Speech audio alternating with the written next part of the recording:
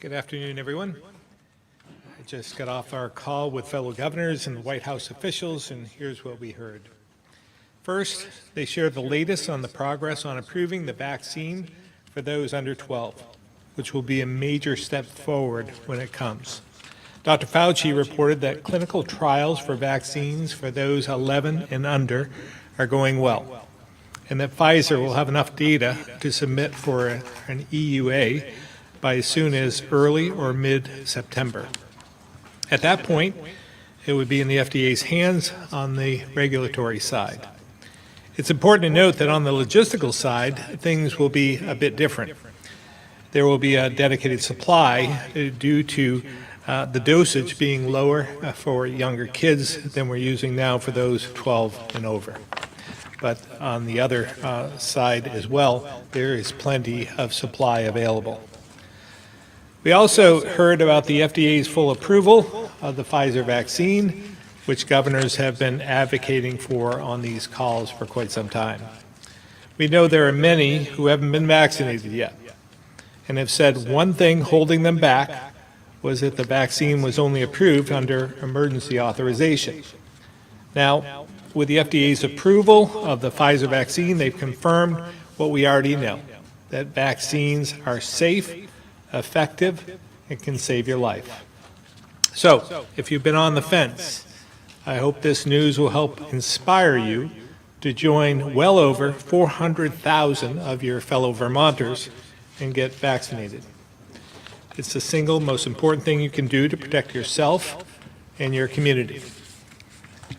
Next, as you'll see in Commissioner Piczek's modeling report, although COVID cases have increased in Vermont, the rate of the increase continues to slow, which we believe means that we'll begin to see the same decrease other countries have experienced with Delta very soon.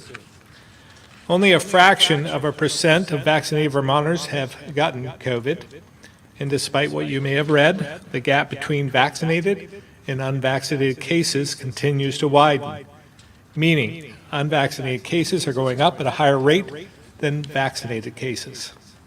As well, when you're reading about these numbers, and they're only broken down by vaccinated versus unvaccinated, it's not a fair comparison or analysis. As you know, the number of people who are vaccinated in Vermont significantly outnumber those that aren't. So you can't just compare the total number of vaccinated cases to unvaccinated cases. You have to look at the rates, which show you that vaccinated cases are just a very small percentage. The evidence is clear. Being vaccinated significantly reduces your risk of getting COVID and experiencing more severe outcomes in the unlikely event that you do contract it. Next, we'll be discussing the return to school, and we're joined by Deputy Secretary of Education, Heather Boucher, as well as State Epidemiologist Patsy Kelso, to share some important information. But first, I want to remind folks how important it is that we're returning to full in-person instruction 5 days a week. We know that in-person instruction is important to our kids, and Vermont has had more in-person instruction than most, even over last year. That's why earlier this month we issued our recommendations to school districts on how to safely return to class. First, we believe and strongly recommend that masks be required for all students of all ages at the start of the year. For students under 12 who are currently ineligible for the vaccine, we are asking districts to mandate masking until they are approved to receive the vaccine and are fully vaccinated. As you know, without a state of emergency in place, the state cannot require this unilaterally, which is why, weeks ago, we issued our recommendations to districts to give them time to implement at the local level. We believe this common sense approach will allow our kids to get back on track and make up some of the lost ground in a safe and productive way. And when we reach a time when vaccines are approved for those under 12, I'm confident we can continue to show the nation how it's done, lead on vaccination rates, and reduce remaining mitigation measures. Again, Secretary Boucher and Dr. Kelso will provide more thoughts, but next I'll turn it over to Commissioner Pieciak for the data presentation.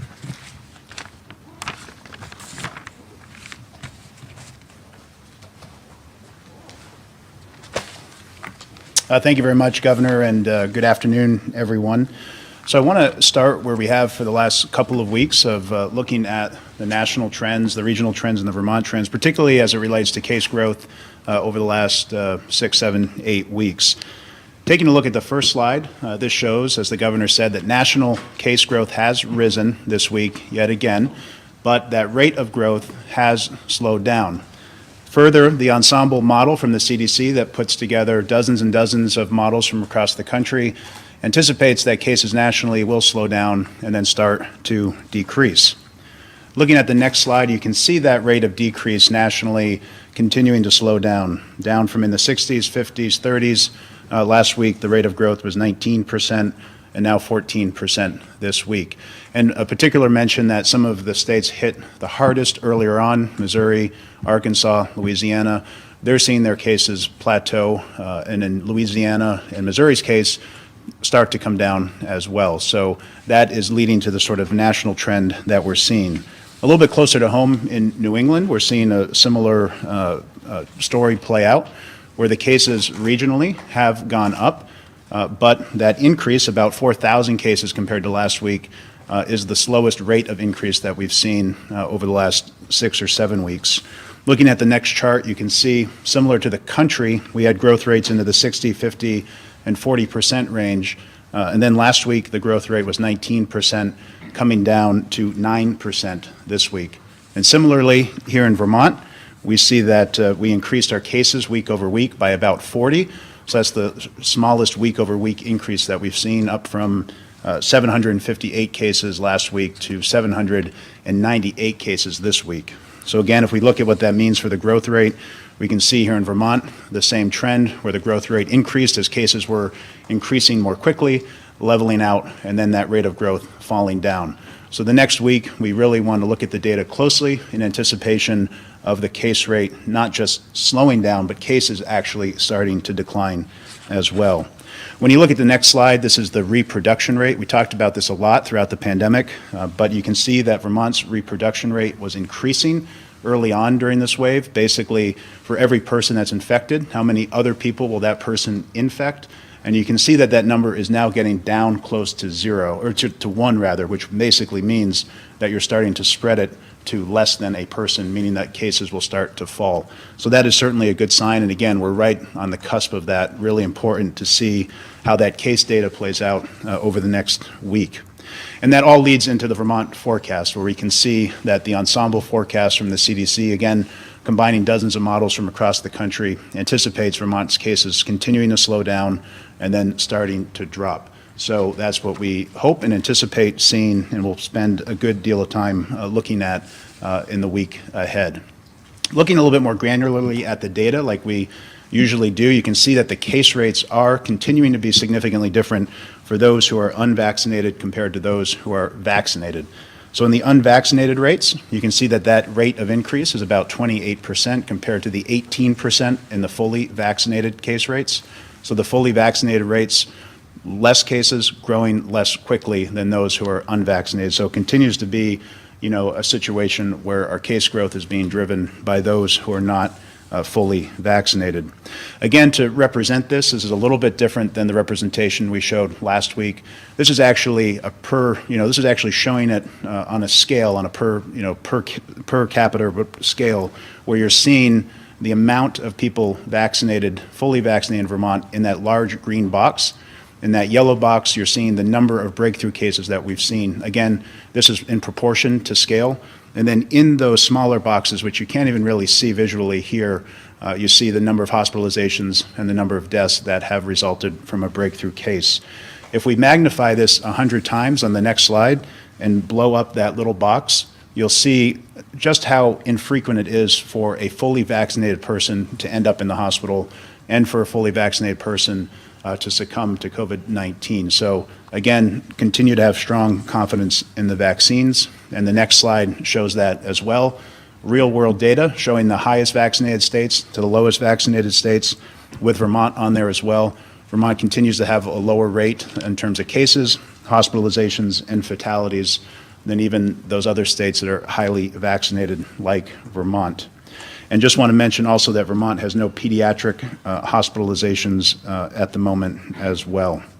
And we continue to be, even though the hospitalization rate has increased, continues to be the lowest hospitalization rate in the country. Turning to a more topical subject, higher education restart. This is the first snapshot from our higher education institutions about the level of vaccination on campus. We don't have all of the institutions reporting yet. Not all of them are starting this week, some next week, some after Labor Day. But we have 13 of the 16 institutions in Vermont reporting. Some of those institutions are still gathering information from their students, but still it paints a pretty encouraging picture where of the 24,500 students that are enrolled in these 13 institutions, about 90% of them are fully vaccinated.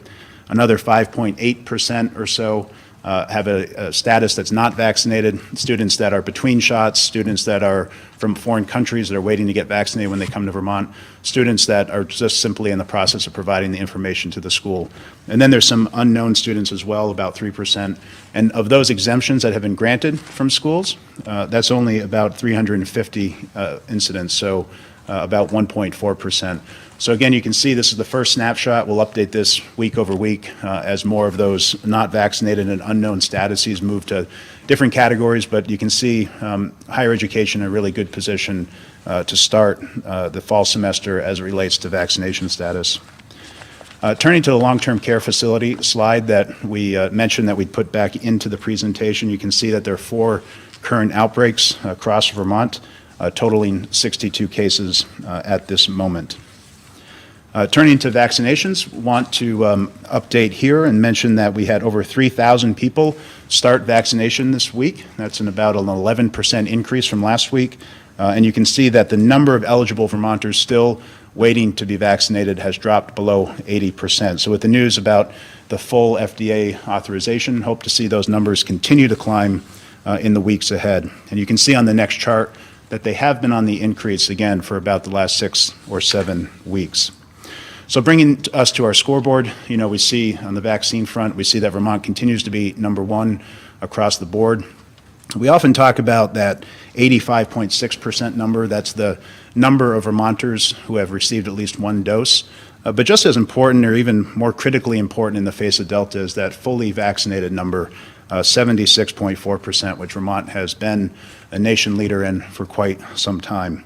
And if you look at the next slide, and Dr. Levine will reiterate this, you'll see the importance of that second shot of following through and getting the full vaccinated number of shots that you need to get fully vaccinated. Hawaii and Vermont have almost identical vaccination rates when it comes to the first shot, but there is quite a bit of deviation when it comes to those in Vermont and those in Hawaii who are fully vaccinated, who have received all of their doses.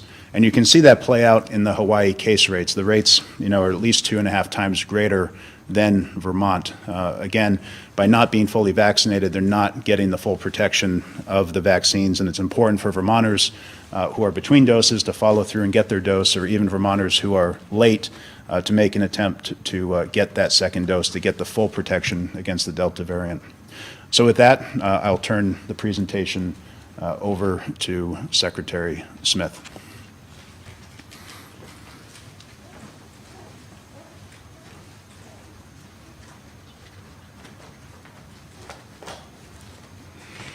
Thank you, Commissioner Pieciak, and good afternoon, everyone. I try to keep these presentations short. I failed miserably on this presentation. There's a lot of data that I want to go over today. In a minute, I'm going to cover the various walk-in vaccination sites open at schools and pop-up locations across the state this week. But first, I want to touch on a couple of other topics.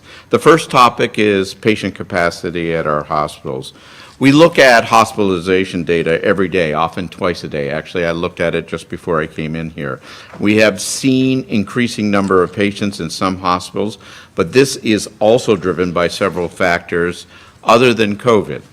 As of today, there are 34 people with COVID-19 that are hospitalized. For context, this is about half of the number of COVID hospitalizations we saw earlier in the year. And as Commissioner Piczek had mentioned, it's the best in the nation in terms of keeping our hospitalization rate low. As you will see in today's data, our COVID, as you saw in Commissioner Piczek's data, our COVID case rate growth numbers are actually starting to plateau. Hopefully this trend will continue. Of course, we will continue to watch this data to see if there are any changes we have to make along the way. Besides COVID, what we're seeing is that people are seeking care that they may have delayed or couldn't easily access earlier in the pandemic. As a result, they may be showing up sicker and requiring hospitalization. We're also seeing people seeking mental health services showing up in the emergency departments. This is particularly happening at UVMMC. Mental health capacity has been an issue pre-pandemic, and it continues to ebb and flow throughout the year.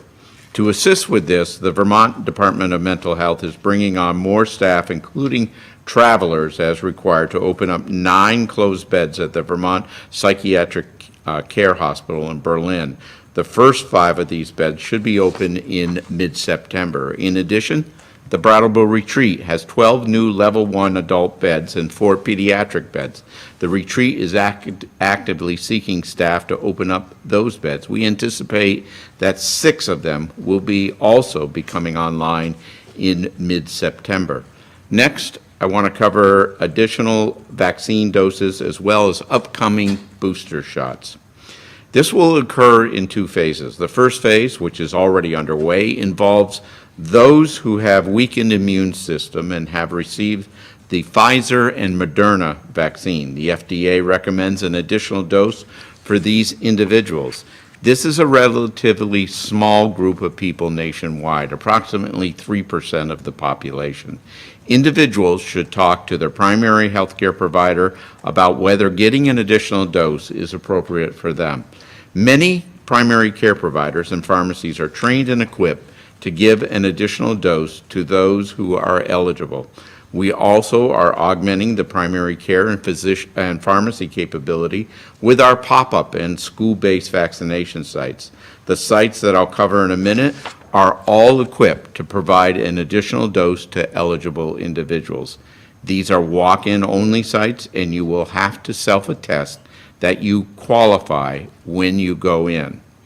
Between primary care providers, pharmacies, and our pop-up and school sites, the process should go smoothly. Now, on the second phase that I mentioned, the federal government has recommended booster shots for the general population. This is tentatively scheduled to begin the week of September 20th. Individuals become eligible for a booster shot 8 months after they've received their second dose of their vaccine. We have been planning for administering boosters, and we expect to start out with healthcare workers and those in long-term care facilities, and then expand the effort to the larger population. We have the experience, the infrastructure, and the partnerships needed to do this phase efficiently. As was the case when we had the mass vaccination effort starting back in the spring, we'll be leveraging our hospitals, pharmacies, EMS personnel, the National Guard, state employees, and healthcare providers. And this time around, Vermonters will have even more options as primary care offices join the effort. Boosters are currently recommended for those who receive the Pfizer and Moderna vaccines. The federal government is gathering more data on Johnson & Johnson vaccine in the coming weeks. If vaccinations are approved for those that are 2 to 11 age range, we may use some of the same infrastructure in addition to our school-based clinics and pediatric and other primary care practices to get children vaccinated. Turning to the vaccination rates, as you saw, In Commissioner Piechek's presentation, 85.6% of eligible Vermonters have received at least one dose of the vaccine. 76.4% of all eligible Vermonters are fully vaccinated. You can walk in and get vaccinated at most local pharmacies, including those in grocery stores. You can also visit pharmacy locations at UVM Medical Center, the Community Health Centers of Burlington, Northwestern Medical Center, and the Southwestern Vermont Medical Center. In addition to those options, we continue to offer school-based and pop-up clinics each week. I want to remind everyone that school is one of the most convenient places for students to get vaccinated. Now through October, vaccination clinics will be offered at schools. Among those aged 12 to 17, 71.2% have already received at least one dose of vaccine. Please get your eligible children vaccinated. Finally, here's where you'll find 36 pop-up and school-based clinics. Today, Green Mountain Tech Center in High Park, Bellows Falls Academy in Fairfax, Johnson Elementary School in Johnson, Healthcare and Rehabilitation Services in Brattleboro. Tomorrow, August 25th, Brattleboro Union High School in Brattleboro, Oxbow High School in Bradford, the Woodstock Inn in Woodstock, Wells River Chevrolet in Wells River, Putney Fire Department in Putney, 1113 Barry Montpelier Road in Berlin, and the Waterbury Ambulance in Waterbury Center. On Thursday, August 26th, South Burlington High School in South Burlington, Barrytown EMS in Barry, Rutland, the Rutland District Health Office in 88 Merchants Row in Rutland, Healthcare and Rehabilitation Services in Springfield, Waterbury Farmers Market in Waterbury. On Friday, the Caledonia County Fair in Lyndonville, the Champlain Valley Fair in Essex Junction, the Bonneville Fair in Bonneville, the Newport Waterford Plaza in Newport, Middlebury Union High School in Middlebury, Blue Mountain High School in Wells River, St. Johnsbury Academy in St. Johnsbury, and again, 1311 Barry Montpelier Road here in Berlin.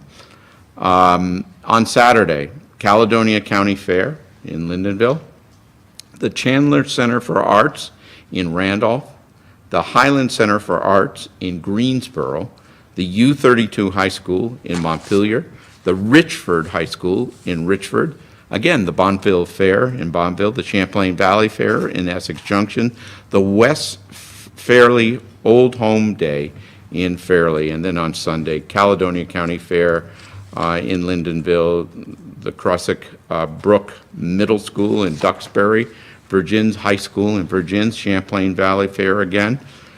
Please take advantage of the opportunities to get vaccinated. As you can see, we've provided ample opportunity out there to get vaccinated at very sort of high traffic areas. So please take the opportunity to get vaccinated. You can find information about these COVID vaccination sites at the Health Department's website, which is healthvermont.gov/myvaccine. I'll now turn it over to Dr. Levine for, I'm turning it over to Heather. Heather, you're up.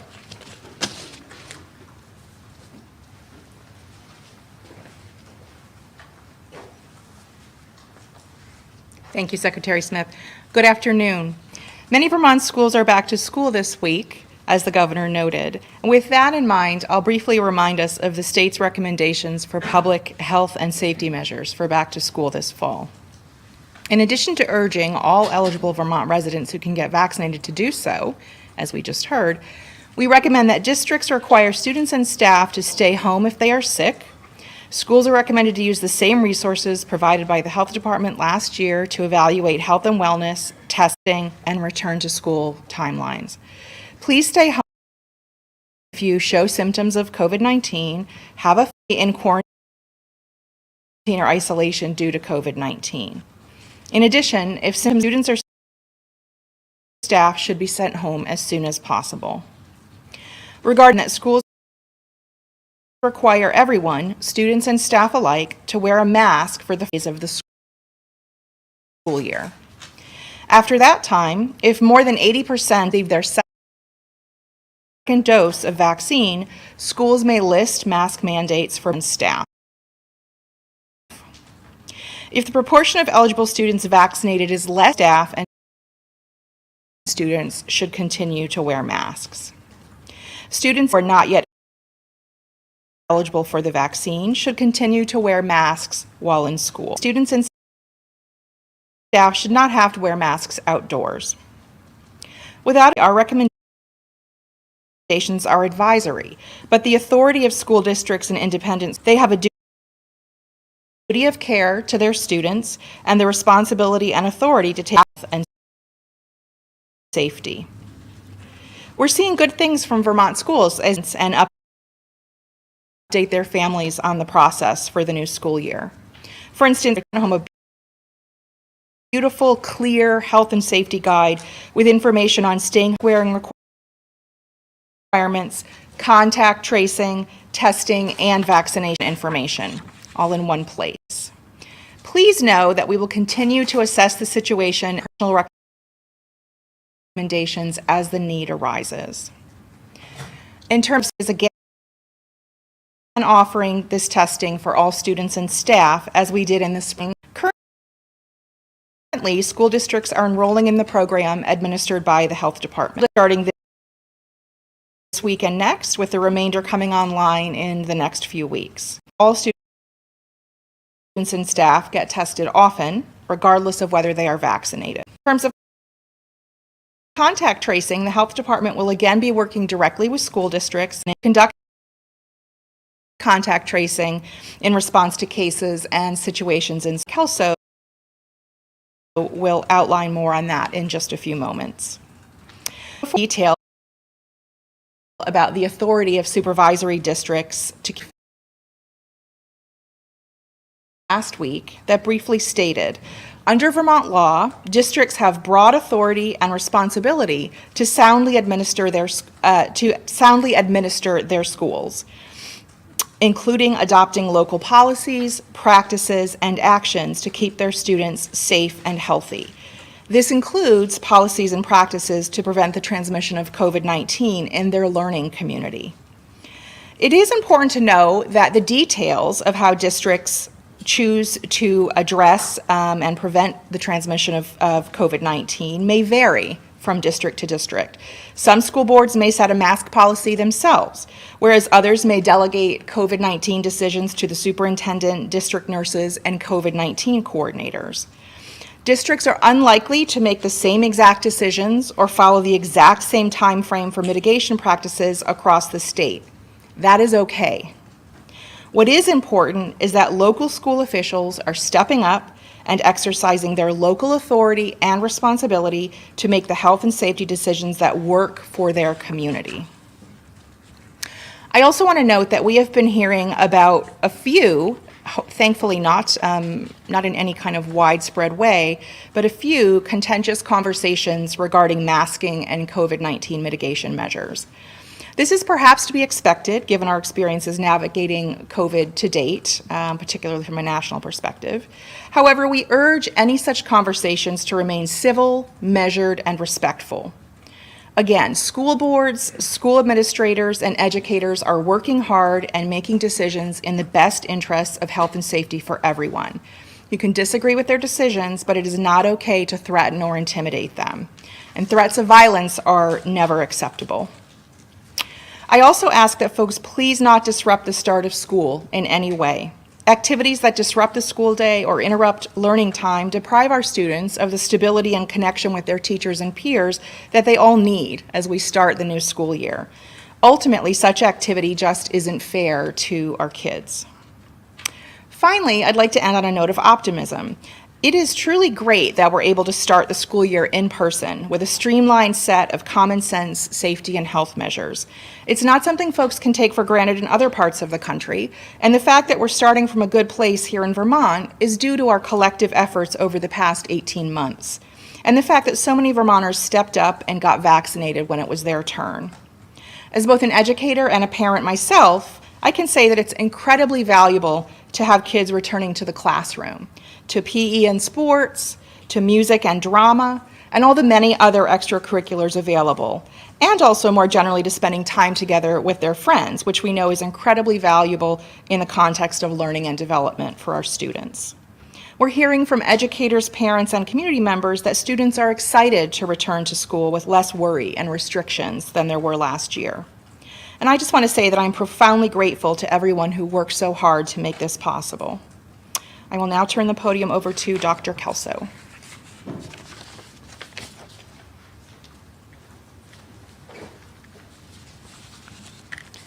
The health department will support schools in their contact tracing efforts in the same way that we did last year.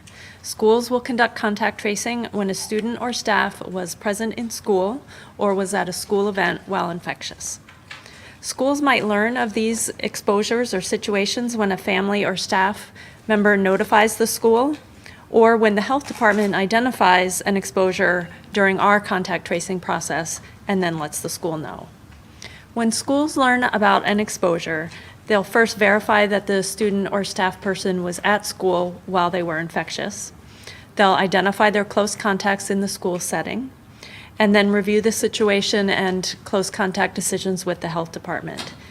And keep in mind, if you're fully vaccinated, even if you're a close contact to a case, you do not need to quarantine.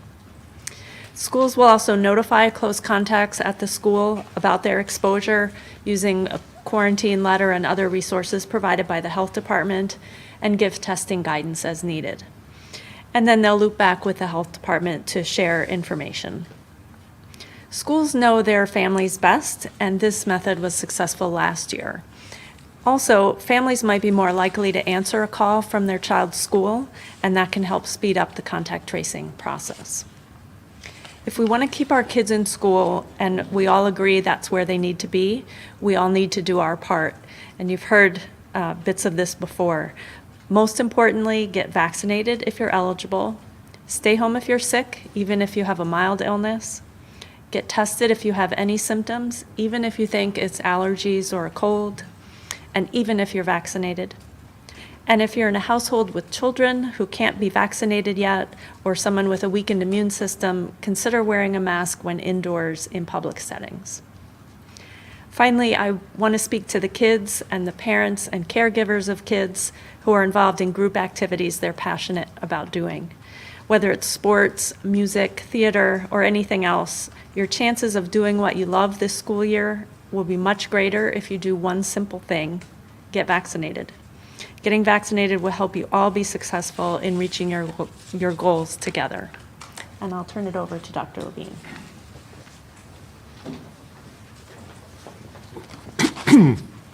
Thanks, Dr. Kelso. So the Delta variant continues to drive COVID activity in the U.S., including here in Vermont.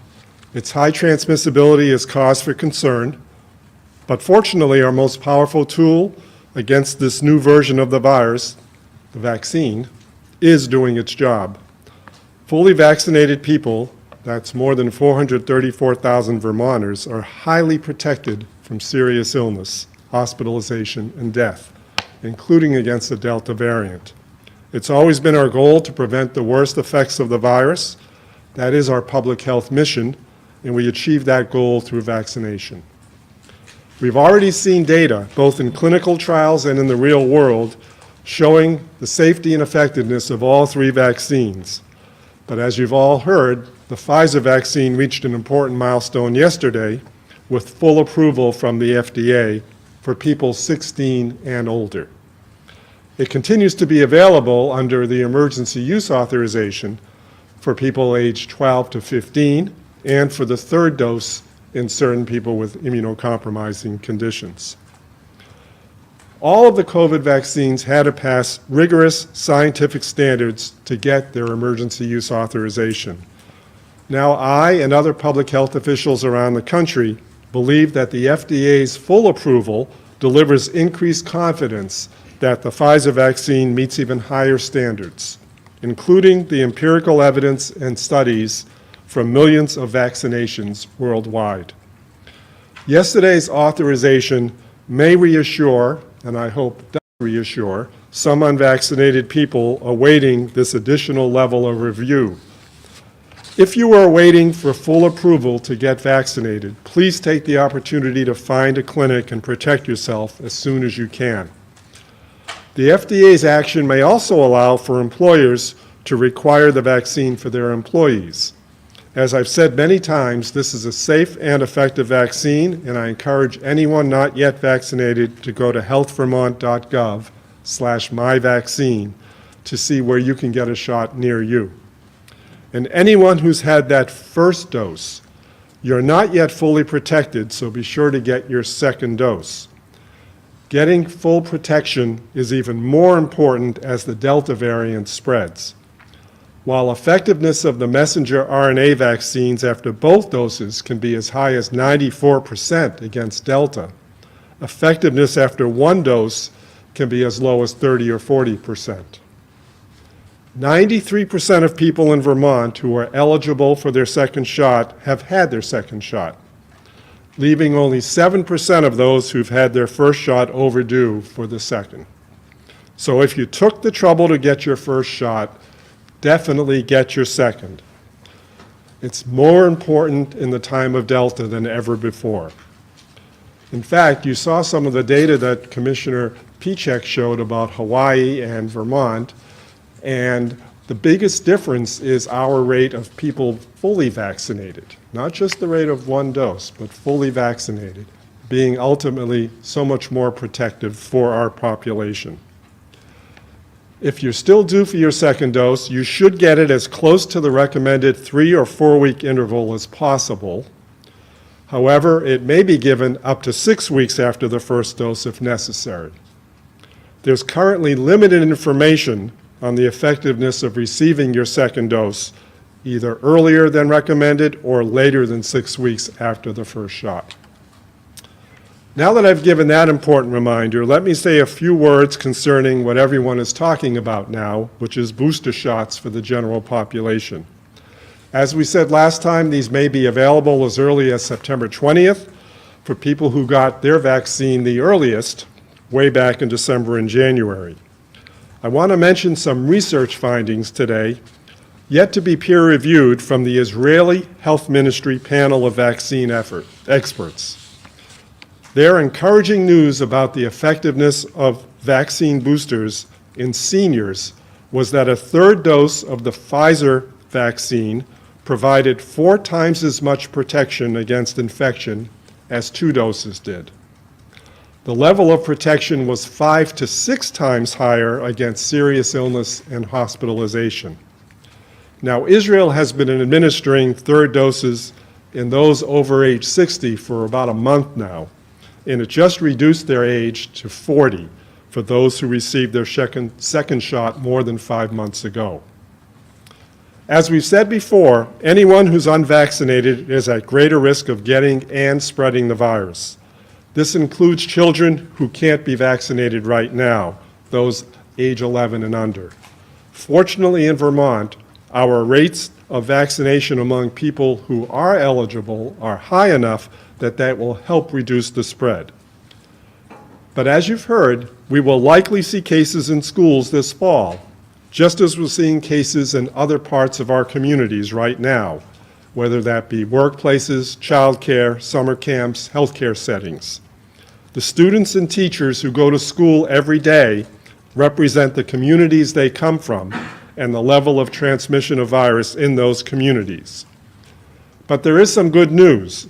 If the Delta variant trends hold, we believe, as you saw on the slide, that this surge may last weeks and not months. Once cases do go down, they should also become less common in our communities and schools once again. In the meantime, we all believe it's important for children to have and enjoy as normal an educational experience as possible in school, keeping up social connections and activities. Our schools and their staff have been and continue to be amazing partners with knowledge and experience in keeping their communities safe. Fortunately, data shows any severe effects from COVID-19 in children continue to be rare in Vermont. We can all help protect our schools and our communities by doing our part to reduce spread. By 1, getting vaccinated if you're eligible. 2, staying home if you're sick and getting tested if you have any symptoms. 3, wearing a mask indoors if you're not fully vaccinated.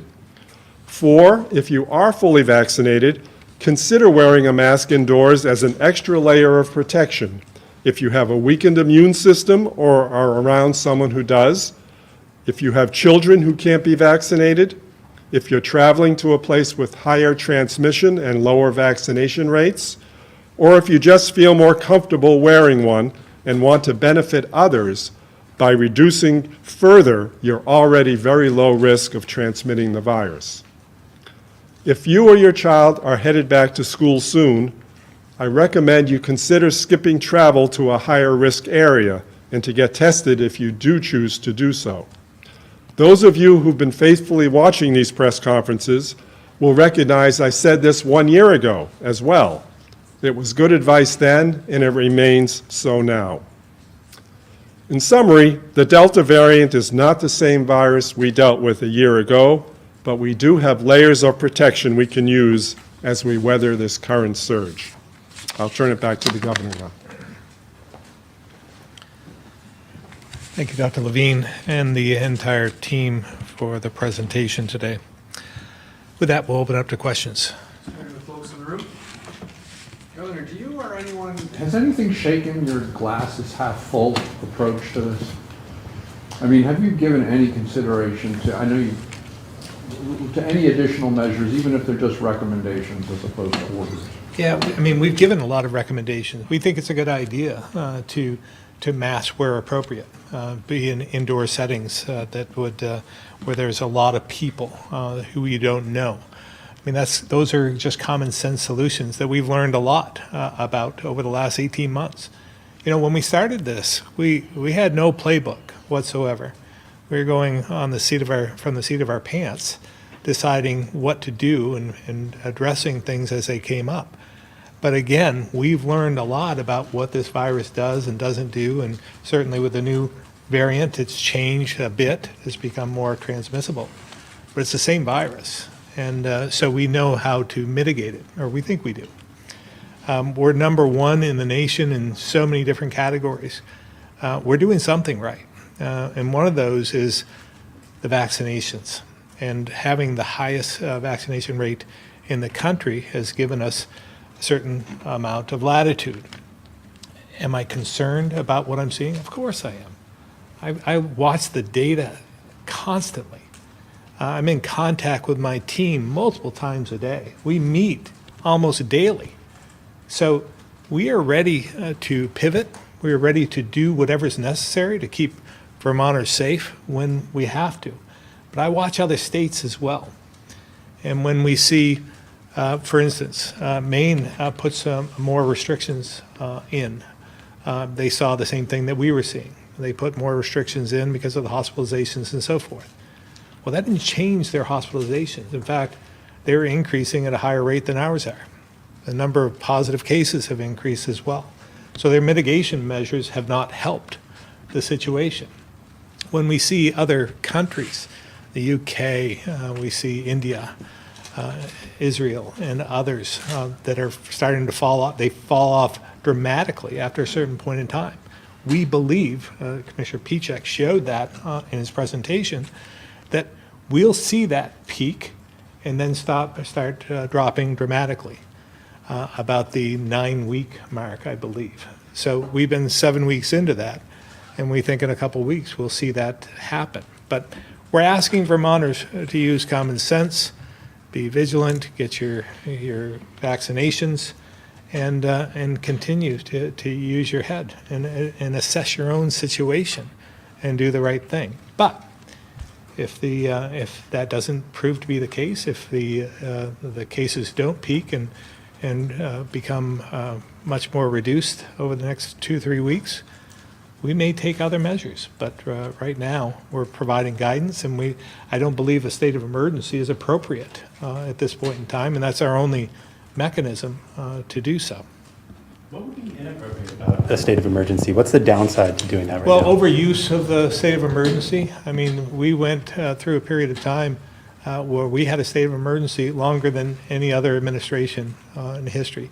That can be utilized in a lot of different ways, misused in a lot of different ways as well. But it should only be used, I mean, the Constitution lays this out, it should only be used in times of real emergency. there's no emergency that we're seeing at this point in time that would force us to go into one. Again, we knew this would happen. The cases aren't expanding dramatically. The hospitalizations are half what we saw in early parts of the year. So until such time as there is an emergency, there's no reason to impose one. You don't want to abuse this. The leaders at the legislature just an hour or two ago put out statements that effectively called on you to do more, invited you to take further measures, saying that this approach was already putting people at risk. What's your response to what they put forth? I did, I was on the call with the White House before this press briefing, so didn't have a lot of time, but I had about 10 minutes before, and I did see the letter from the speaker. Have not reviewed the one from the pro tem, but it followed suit. I think it's unfortunate to play politics at this point in time. I think one of the reasons our pandemic response has been the best in the nation is that we never politicize our response, as other states and other ambitious leaders have done throughout the country.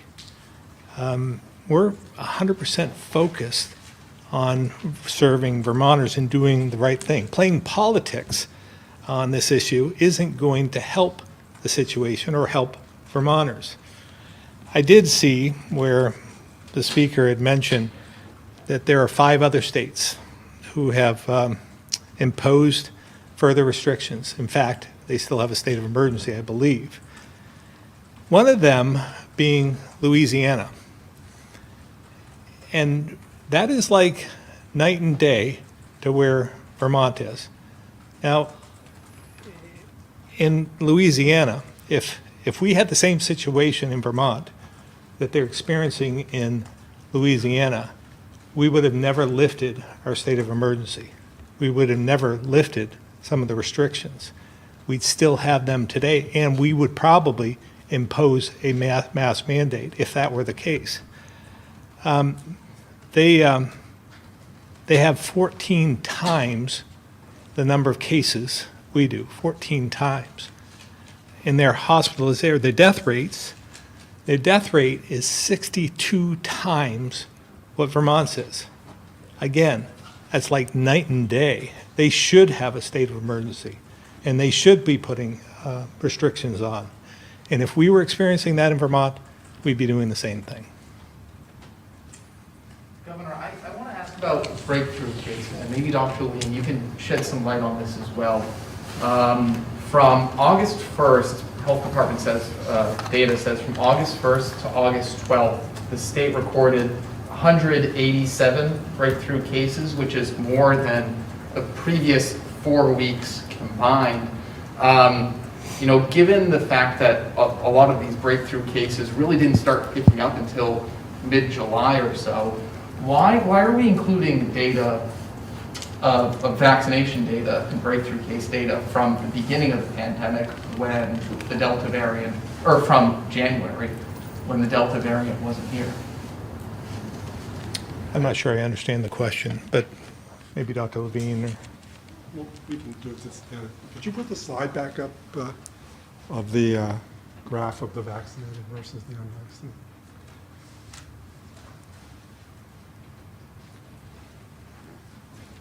So people at home can't see the numbers here, which are cases per 100,000, but we're in the 10 per 100,000 range on the blue line, which is the vaccinated population, and we're in the 35 or so range per 100,000 for the vaccinated, for the unvaccinated, which is the gold line. So again, clearly there's been this major uptick late July and early August in these cases. No denying that. Very important to recognize that. Again, these cases are still out of a denominator that is over 400,000 people. And these cases are out of a denominator that's 100 or 1,000 or less people. That's a dramatic difference. So yes, if we're going to see cases in Vermont, the cases are going to be in the vaccinated people because that's almost everybody in the state, and we know this is a transmissible variant that can still impact vaccinated people, even in a vaccine that is 95 to 99% effective. So I think that's the perspective you need to look at these cases in. Does that help? Yeah, it does, yes.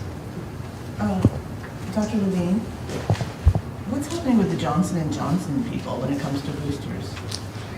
Yeah, there's a, oh, do you have an update? Well, they talked about it a bit on the White House call, but if you want to. Well, all I was going to say is there's data that's apparently starting to flow in from Johnson & Johnson regarding their experience, because obviously that's important to support any subsequent policy of administering boosters.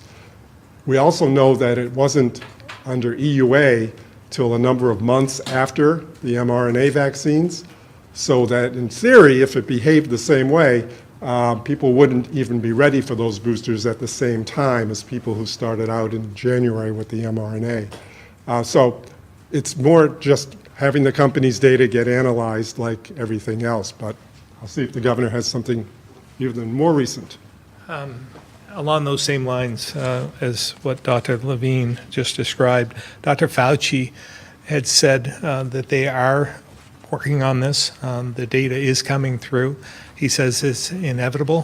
There will be a booster, a second dose of the Johnson & Johnson, but it can't be advised because they're under the EUA at this point. They would have to go to full authorization before doing so, or revamping of the emergency use authorization, because that was just for one dose. There's some more good news in some respects. They're not seeing any more cases than they are with any other of the platforms, Moderna or Pfizer, with Johnson & Johnson, so there's no concern there. And they did say that they have finally cleared up the situation in Baltimore, so there is plenty of supply. Millions of doses are going to be available when they do get the data in, and a booster is, which he feels is, again, inevitable, comes to be. I wanted to go back a little bit to the other question as well. I watch CNN from time to time, and I appreciate, as much as I appreciate Dr. Levine, Dr. Fauci, I also like Dr. Gupta, Sanjay Gupta. And he said he's been talking about this issue, about the breakthrough cases. And he said that it's a term that's misused. That these cases that are coming through aren't necessarily that the vaccine is not working, because the vaccine, from his perspective, was designed to lessen the impacts of this virus on some of the organs, specifically with lungs, and prevent the infection from getting to the lungs. And he said it's working. So these breakthrough cases that are described aren't necessarily what you might think. They still are helpful and are preventing death. So that's it, and you probably should look at what he's written and go back to that, because it was explained well to me and made a lot of sense.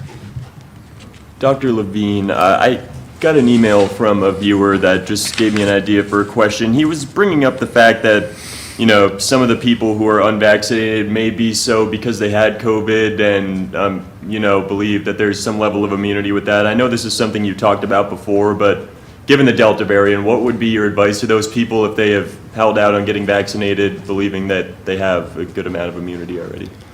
Yeah, my advice is really unwavering.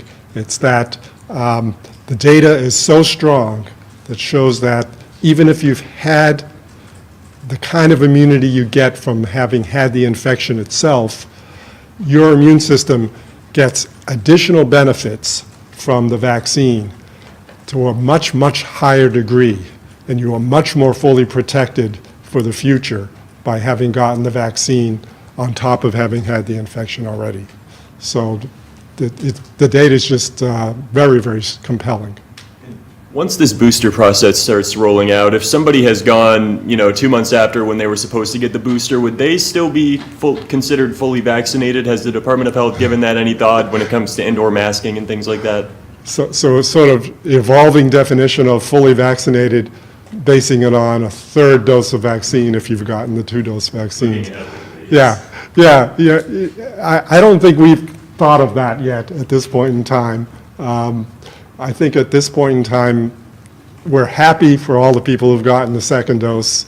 I have no reason to believe Vermonters won't step up to the plate when it comes to their opportunity to get the third dose, because again, the kind of data that I just recited about Israel, we'll find that kind of data coming in from other locations, including this country as well.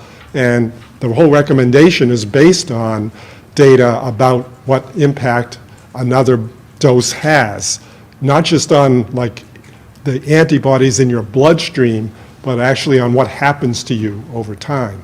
So it'll be so compelling that I think most Vermonters, just like they come back, for flu shots, the ones who are already getting flu shots, they keep coming back year after year because they know that they're going to get some benefit from that. Eventually, what's going to happen with the SARS-CoV-2 virus is it's going to be sort of in the background all the time, something that's called being endemic, and people are going to be accustomed to the fact that there will be a need for getting booster vaccines at some kind of interval, yet to be determined. Would it be annual like the flu shot? Would it be something else? I can't say, but that's what will happen. How are people in nursing homes supposed to get their third shot? It seems like there's a fairly urgent need for that population to get these boosters. Yeah, and they're going to be the first on the list, actually, because they were the first on the list. We have a strategy, which Secretary Smith is eager to tell you about. We are in the planning stages right now of reinventing or reestablishing how they got their booster shots, how they got their shots in the beginning, which was through the pharmacy partnership. We'll probably reinstitute that process for them. Those pharmacies that worked in certain long-term care facilities would go back to that. We're in that process right now. They will be one of the first. More specific. Well, after, there's 6,000 of them after September 20th, we'll be going into them right at that point. So we got to get approval. It's got to be approved by, the various federal agencies that need to approve it. But as soon as we're approved, there are 2 major blocks right out of the gate that will get it, healthcare workers and long-term care facilities. Okay, thank you. What does school sports guidance look like at this point? Is that in fruition? Yeah, we have talked about that, and I don't believe anything has changed from the school guidance perspective. Is that correct? Right.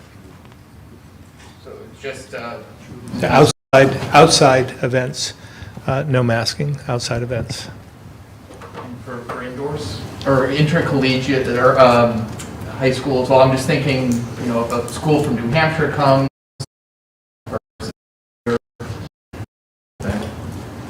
Sure, I just wanted to add a bit. So we are currently considering if any additional guidance will be needed for volleyball, which is inside.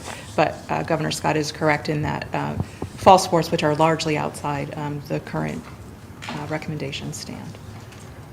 What can school districts do, school districts that have chosen to impose their own mask requirements with kids and the parents of those kids who refuse to send their kids to school with masks?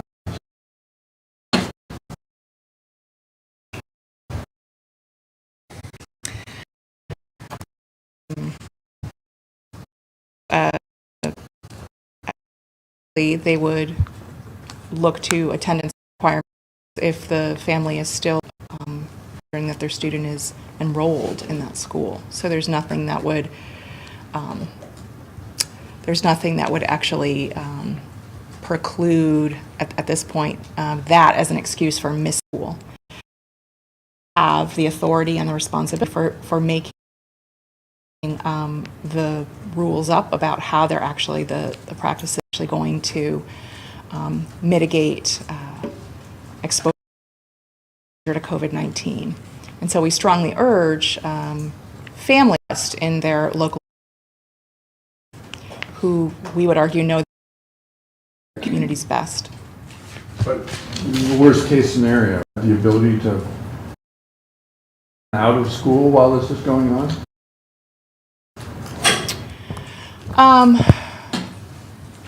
Of it from the other perspective. Asking. Correct. And parents are sending their students without math. I think that we do have compulsory education. And so I think we know if we've thought in detail about that situation, but I can certainly get back to you with a legal opinion. And I apologize, I thought you were talking, which is that, yeah. Yeah. Just from my opinion, but the authority to keep them out of school. I mean, it's a restriction that they're placing, and they wouldn't, from my, go to school at that point.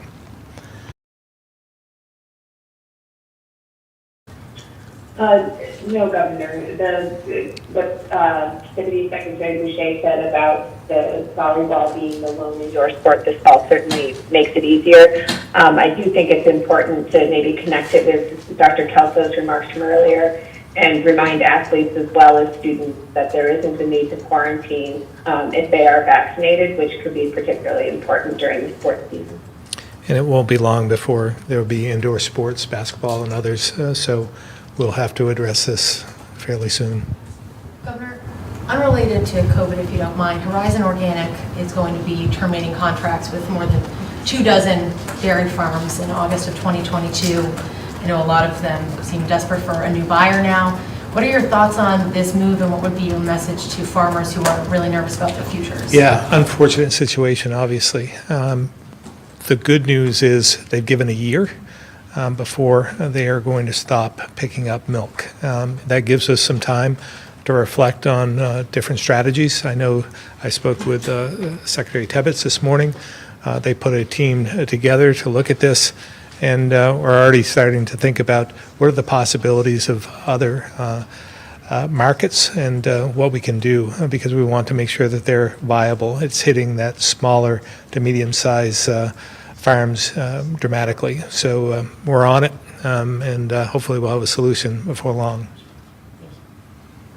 Can I just go back to COVID?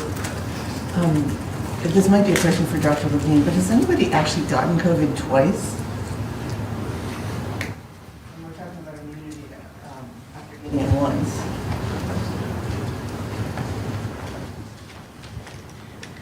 That's a great question. We have a small number of people in Vermont who might, in fact, have gotten COVID twice.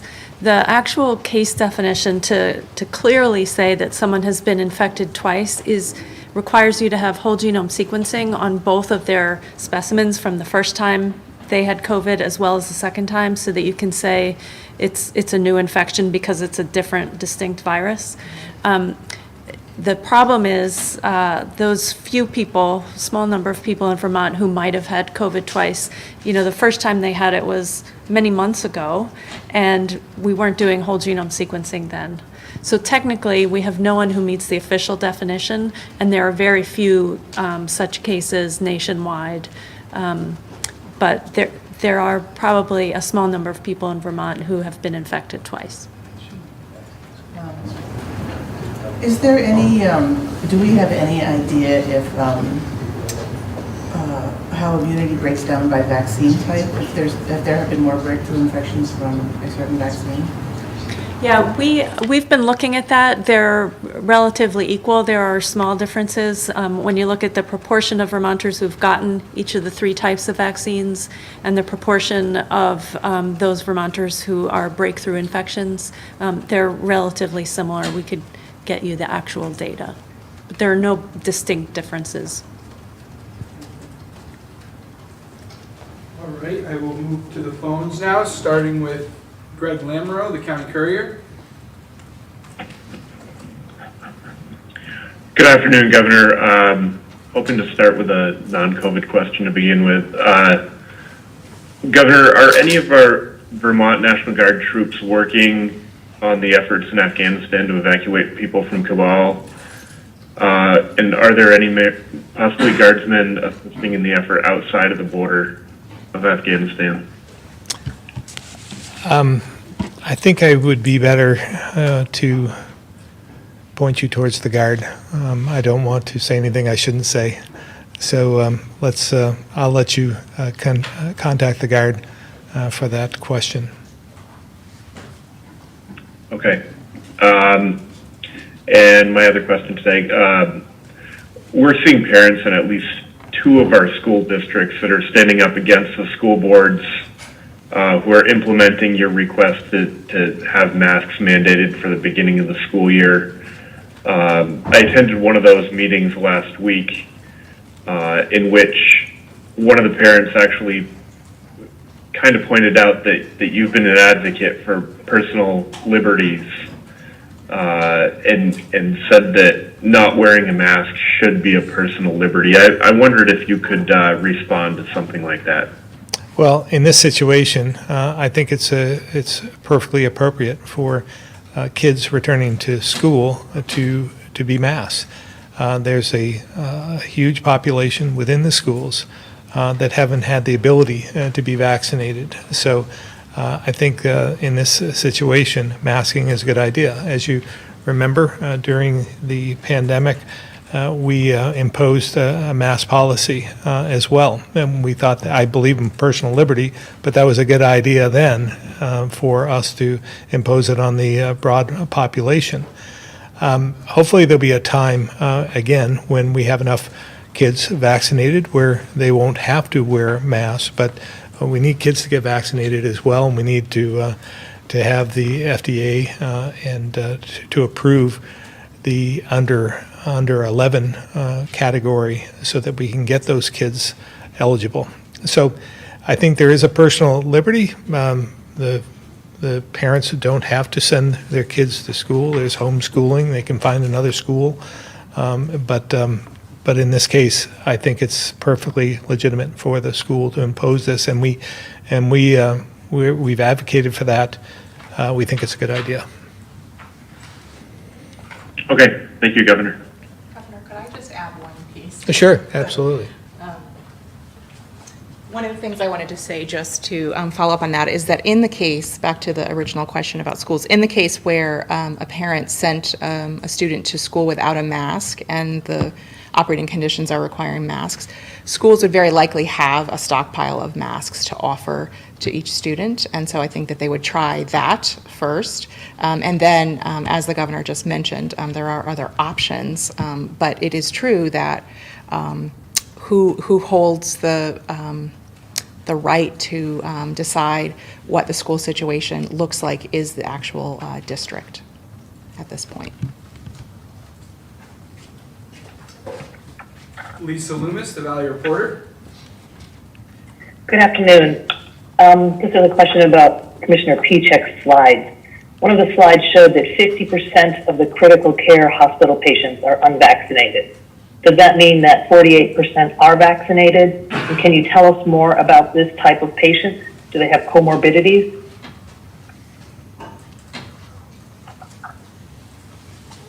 Yeah, Lisa, so that is correct. That was an average of, the last 13 days that we have data on. About 50%, 52%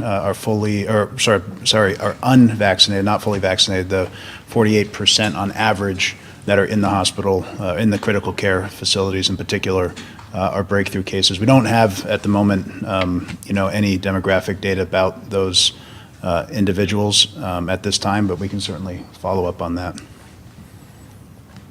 Well, I'd be curious to know. I also noticed that one of the slides talked about the hospitalizations increasing in people over 70 who would have been those who got their shots in December and January. Does that show the waning efficacy of the vaccine after 8 months? Yeah, so certainly. So we have, in the broader presentation, we have a slide today that shows sort of the age breakdown, those over 70, those 50 to 69, those middle-aged, those younger, and what proportion of hospitalizations those make up. Those are hospitalizations just generally. Those aren't specific to ICU. But, I think it's the same story that it has been throughout the pandemic, that older people are more vulnerable, and we've seen plenty of, even with our high case rates, our high vaccination rates, we've seen plenty of cases among vulnerable individuals that aren't vaccinated or aren't fully vaccinated. So, I think it's a combination of the fact that, maybe Delta's, certainly Delta's different. Maybe the immunoresponse in people that are older is different. Maybe the immunity is waning over time. But it's also holding true through the entire pandemic that those that are vulnerable by age continue to remain vulnerable, particularly if they're unvaccinated, of course. Got it. Thank you, Commissioner Pieciak. And then I had a follow-up question for Dr. Levine about the Israeli data. Did the Israeli data demonstrate a drop in vaccine protection at 8 months, or was it earlier in 4 to 5 months in those over 70?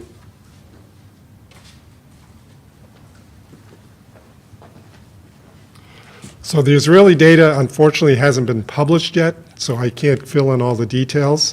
This is the high level that the Israeli Health Ministry released. We anticipate it's going to end up in a peer-reviewed publication, so we'll be able to answer more of the detail-oriented questions.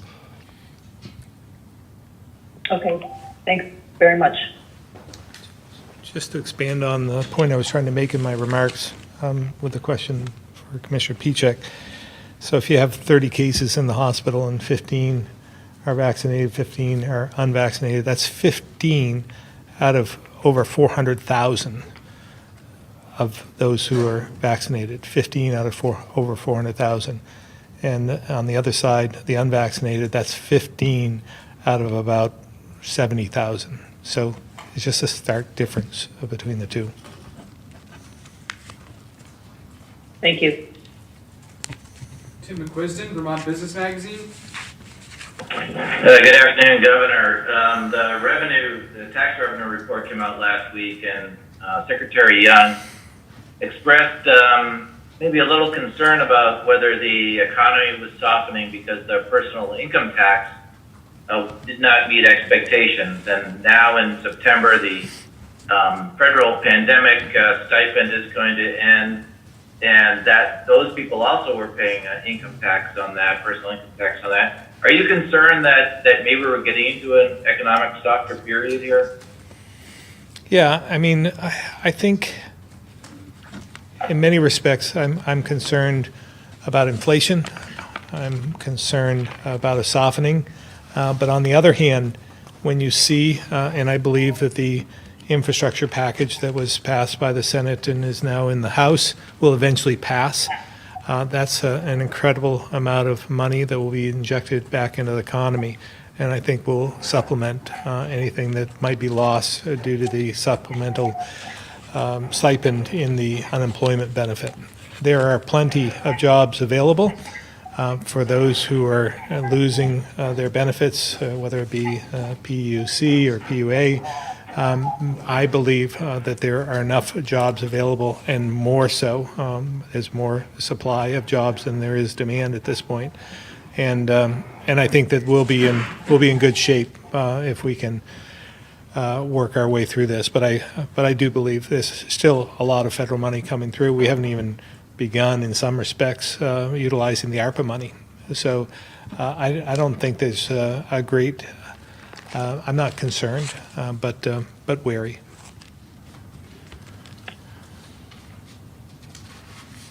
Thank you very much, Governor. Peter Hirschfeld, VPR. Thank you, Jason. Governor Scott, Dr. Levine, we're entering a stretch of time here. I guess no one knows how long it'll be exactly, when there's only one available vaccine that does have full FDA approval. If Vermonters who have not been vaccinated yet decide that's the vaccine they want to get, will you have enough supply to handle the 90 or so thousand Vermonters who are eligible for a vaccine at this point who have not yet gotten vaccinated? I'll let Dr. Levine weigh in on this as well. But during the call with the White House today, that topic came up. They feel there is plenty of supply of Pfizer at this point, but they also said it's not going to be long before Moderna will be given full authorization as well. And following behind that, as I said before, Johnson & Johnson will be given full authorization as well. So I think all of those coupled with the reduced number of vaccinations taking place, I think we're in good shape from a supply standpoint. Dr. Levine. I think Moderna is weeks to a month or so behind in terms of the approval process, so that won't be a very long time. J&J, it's a little harder to pin down. We have been for a number of months now at a time when there is surplus of supply and not a surplus of demand. So clearly we're still ticking up, as you saw on the graph, with more Vermonters every day still getting vaccinated. But the supply is quite available, and we don't anticipate any problems. Thank you both. Leora Engel-Smith, Vermont Digger. Hi, so I have a question about long-term care facilities. The slide that we have with the 62 total cases, is that just cases that are in active outbreaks, or are we like missing, let's see, 1 or 2 cases that folks have maybe in other facilities? Dr. Levine. Yeah, those are in outbreaks. There will be scattered cases in other facilities, but none with the significant numbers compared to those. What's the total number of cases can we have in the nursing homes slash long-term care facilities? We'll have to get you to the total number. I don't have it off the top of my head. And is this staff or residents or both, the cases that we have that in the outbreak? Right, so we don't have the breakdown in those, but I can tell you the majority are in residents, but there are still staff that are affected as well. We do have that information, we just didn't put it on the slide, so we'll get that. Thank you. Andrew McGregor, Caledonian Record. Yeah, thanks. Good afternoon. Staying on that most immediate topic, I'm interested in the long-term care facility outbreak data, and in particular, anything more you might be able to offer on the outbreak in Barton. I'm not aware of the outbreak in Barton, but maybe Dr. Levine, maybe, or Dr. Kelso? It's in the Maple Lane Nursing Home in Barton. Right, and that one actually has just come to light in the last couple of days, so it did not make the slide, but that is a 5th. But I don't have any details to give you at this point. That's under active investigation. Okay. Then, if I could, a question for Dr. Kelso. You mentioned earlier that close contacts that are fully vaccinated don't need to quarantine. Does that suggest that potential breakthrough cases aren't often spreading the virus to unvaccinated? And is there any guidance for this group of vaccinated close contacts to get tested after they're identified as a contact? Yeah, thanks for that question. It is possible that some asymptomatic breakthrough cases are contributing to spread. And we stand by the guidance that fully vaccinated people do not need to quarantine if they're a close contact of a case, because the vaccine is highly effective. It's not 100% effective, but it's highly effective. We do recommend that those people have a low threshold for getting a test if they have any symptoms, and it's not a bad idea to get a test if they're asymptomatic, to go ahead and get a test 3 to 5 days after their exposure. Okay, and then finally, what I hope is a quick one for Commissioner Piciak. You've referenced the UK as an example of a case pattern that Vermont's typically followed, and highlighted the drop from the UK's peak a few weeks ago as potentially foretelling for what Vermont will do.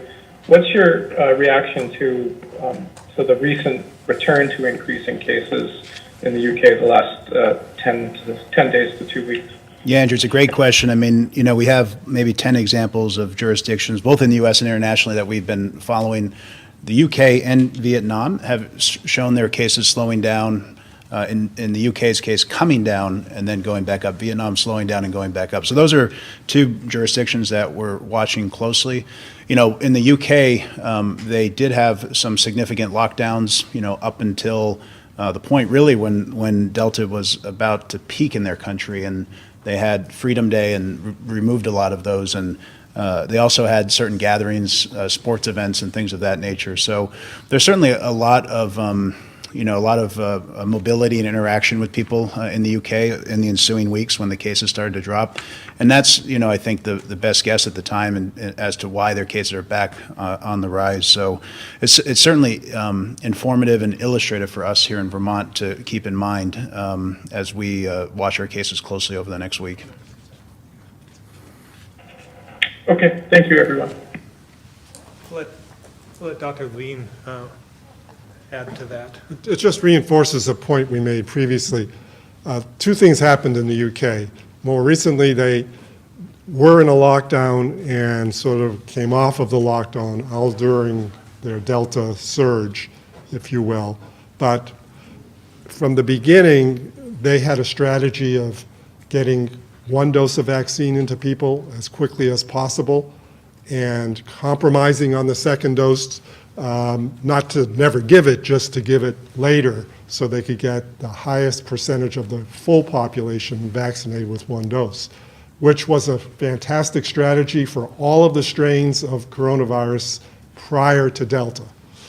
But now with the SARS-CoV-2 Delta strain, that strategy doesn't work well because of the data I presented to you showing that one dose just doesn't really cut it if you want to prevent getting all those infections.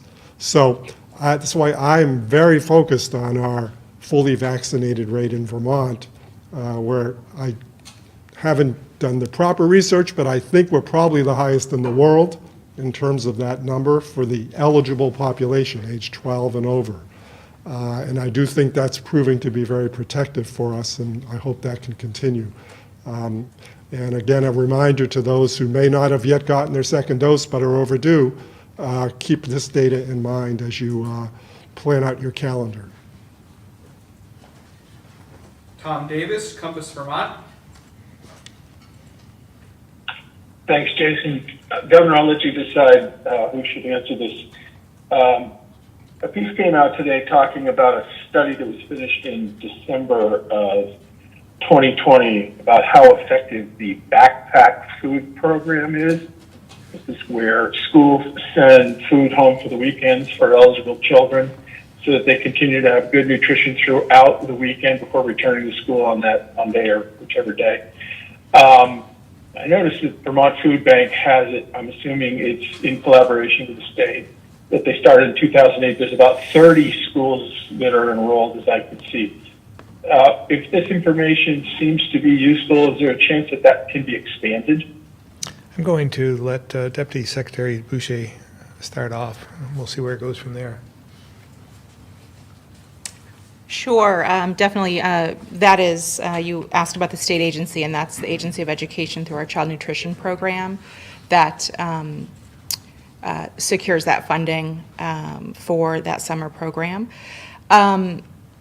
There are a variety of different grants that are available for child nutrition programs. Regarding this one, I would have to get back to you about whether we're at the cap already set by the federal government or there are opportunities to expand that funding. We work very closely with the Vermont Food Bank, as you mentioned, so I will get back with you with some of those specific details. In general, though, of course, if there are ways that we can support more families to get highly nutritious meals, that's something we want to support. This particular study was done in North Carolina. And you mentioned this is during the school year program as well, where they sent that food home with them on Fridays. Are we doing that similarly in Vermont? Correct, yes. So my understanding is that much of the existing child nutrition programs that required waivers to expand services during the height of the COVID-19 pandemic for Vermont, many of them are still in place.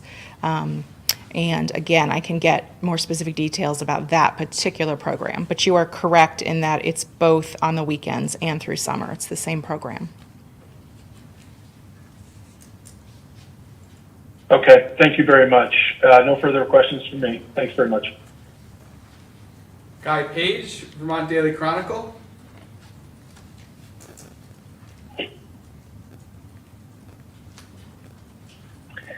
Governor, I have two questions. The first is you once said that you rarely, if ever, heard from Governor Cuomo, and I'm wondering if you've communicated with the new New York governor. Did send congratulations to her. I knew her when I was lieutenant governor. She was lieutenant governor, and there were a number of us that were lieutenant governors at the time that are now governors. So I interacted with her on multiple occasions previous to becoming governor. So I intend to reach out with a call as soon as I find some time. Okay, thank you. Also, some vaccine skeptics say that the White House and your administration were unwilling to support treatments like ivermectin and monoclonal antibodies because the EUA vaccine couldn't be legally used while other treatment was available. But now that the vaccine has full approval, will you advocate for the use of ivermectin and maybe open some monoclonal antibody clinics the way Governor DeSantis from Florida has? Again, I'll let Dr. Levine answer that one.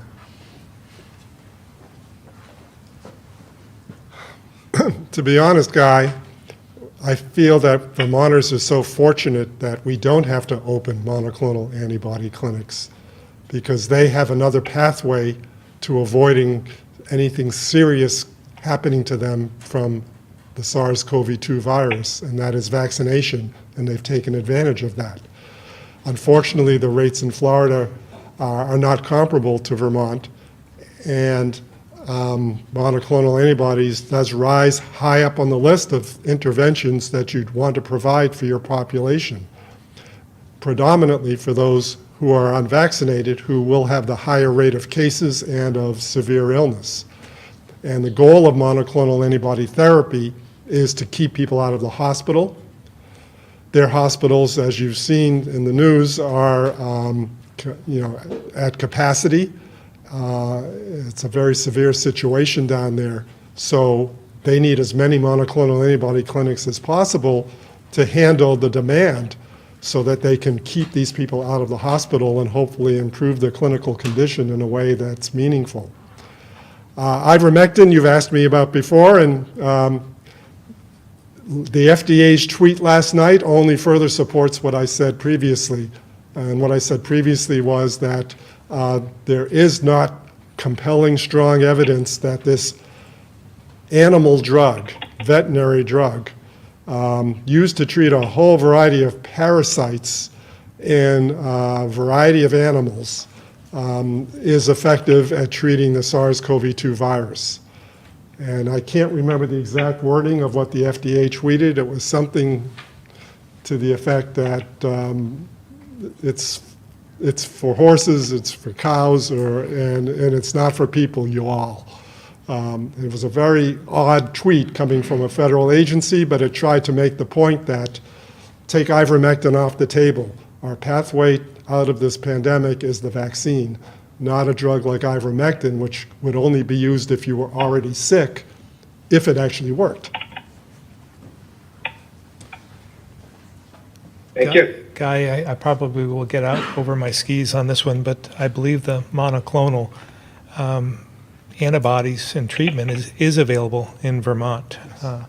It is, yes. We don't have special statewide clinics, but Right. many of the hospitals. Right. No special statewide clinics, but it is available in many of the hospitals in Vermont.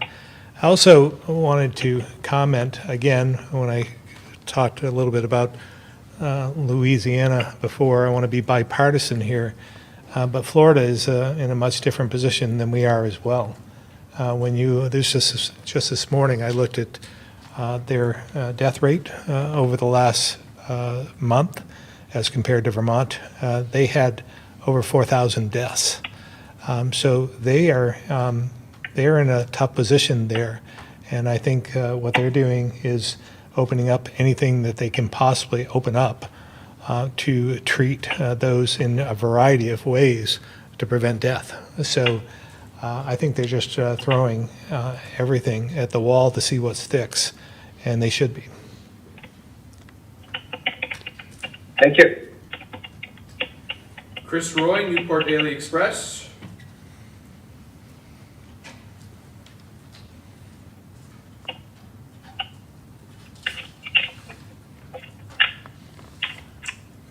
Chris Roy.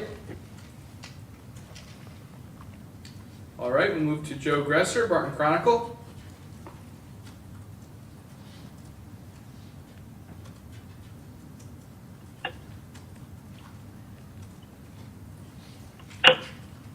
Joseph, the Barton Chronicle.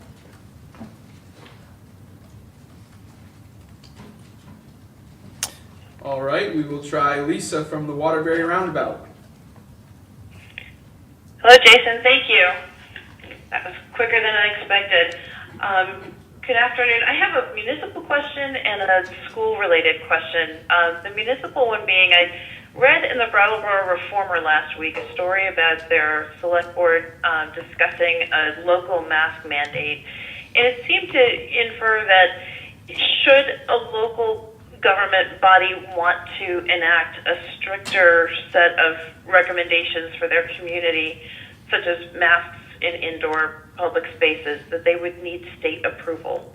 And I'm just curious about how that would work as we've got discussions that are happening here in our community after our recent outbreak. Is that part of one of the twists involved with there not being a state of emergency right now? Yes, that is correct. As you might remember, during the height of the pandemic, we did give the authority to municipalities to do what they wanted to do under a state of emergency, and giving the authorization to go to a stricter position. In the case of Brattleboro, what they wanted to do was impose mask mandates and restrictions on local businesses as well as their own entities, their own employees, their own public spaces that they had oversight on, which we don't believe we can give or should give. They have, City of Montpelier just recently, I think it was last week, had imposed restrictions on their own employees and the public spaces that they have oversight on, which is perfectly legitimate. And I would advise the town of Brattleboro to do the same. And we've actually sent them back a letter today that goes over those points and gives them a path forward, much like the City of Montpelier did. Okay, so if I understand that correctly, then a municipality has control to put a recommendation out there, or a mandate, if you will, out there for the spaces that they control, their municipal properties, but they can't be doing that for individual businesses. Yeah, think of it as at the local government being a business, so to speak. As businesses have that right as well. They can impose restrictions on their own place of the business, but they don't have the authority, the broad authority, to put those restrictions on other private uses. So that's correct. Okay, good. Thanks for clarifying that. My other question, I think, might be for Dr. Levine, given the fact that the vaccine got the green light yesterday from the FDA with its full approval. I'm wondering if, as this starts to happen now, where the COVID vaccines become fully approved, do they now get the same status that many other vaccines have in terms of schools being able to require certain vaccinations with, when kids start school? As a parent, you always have to update your immunization records that show that they've had measles, chickenpox, et cetera, vaccines in the past. So will the COVID vaccine be added to that list once it's fully approved? So I would answer that it would be eligible to be added to that list. Whether it will be added to that list is a decision I can't make here at the podium today. Is that something that happens at the state level, basically? It does. There's a legislative rulemaking process that incorporates that into the current mix.